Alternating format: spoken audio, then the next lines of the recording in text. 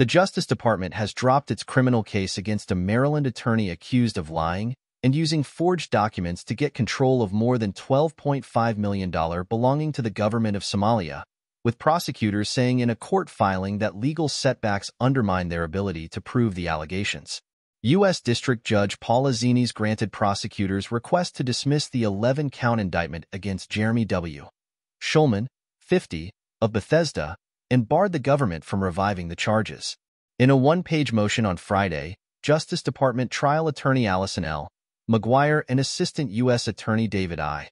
Salem said they could not move forward in light of, among other reasons, the government's assessment of pretrial evidentiary rulings in this case. The case, filed in December 2020, had been the subject of intense legal fighting over what evidence jurors could ultimately hear, and the judge recently imposed limits on the testimony of several key witnesses, court records show. Shulman's defense attorneys had also alleged prosecutors acted inappropriately, soliciting false testimony and withholding evidence from grand jurors that might be helpful to Shulman, though the Justice Department had disputed the claims of intentional misconduct. A judge had not ruled on that question. In a statement, Shulman maintained his innocence, saying he was a trusted advisor and advocate for the Somali people who was authorized to recover government assets frozen by foreign banks during that country's decades of civil conflict. I'm grateful for the diligence and good faith of Judge Zines, who handled this case with remarkable fairness, Shulman said in a statement Wednesday released by a spokesman. Her even-handed approach forced the DOJ to confront the flaws in their case, ultimately leaving them with no choice but to withdraw the charges. Spokesman for the department's criminal fraud section in Maryland U.S. Attorney's Office declined on Tuesday to comment beyond court filings. The Justice Department had accused Shulman of exploiting connections to the Somali government and fraudulently representing the war-torn country's interests from 2009 to 2014 to enrich himself and co-conspirators, lying and presenting forged documents to financial institutions.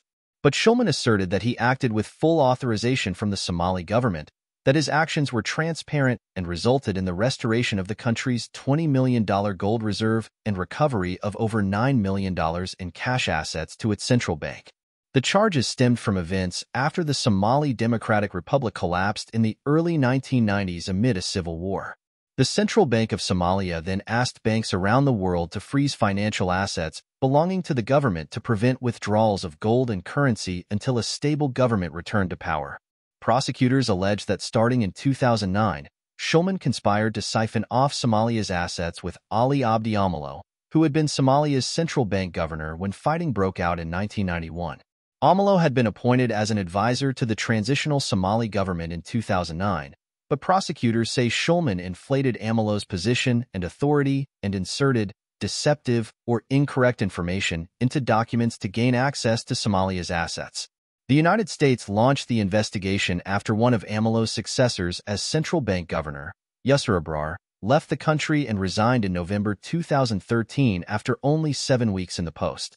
Abrar alleged she faced pressure to authorize improper deals, including one with Shulman, that put frozen assets at risk and opened the door to corruption. The case relied in part on a key cooperating witness, Abdiaziz Hassan Amalo, Ali Abdi Amalo's nephew, who first contacted Shulman for his uncle. But after a June hearing, Zines granted a defense motion to bar Amalo from testifying that his uncle was no longer Somalia's central banker at the time of the alleged conspiracy, a key fact that would help support the case that Shulman was lying about Amalo's lawful access to funds.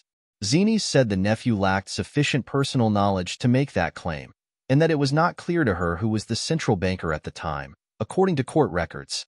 Zines also barred Abrar from testifying that she felt shaken down or threatened by Shulman's hiring to direct money to certain Somali officials. And the judge limited testimony from a lawyer for a currency printer who prosecutors argued put Shulman on notice that his claims about Amalo were incorrect and that certain documents were forged, according to court records. The government had no path to victory, Shulman attorneys Paul W. Butler and Stanley E. Woodward Jr. said.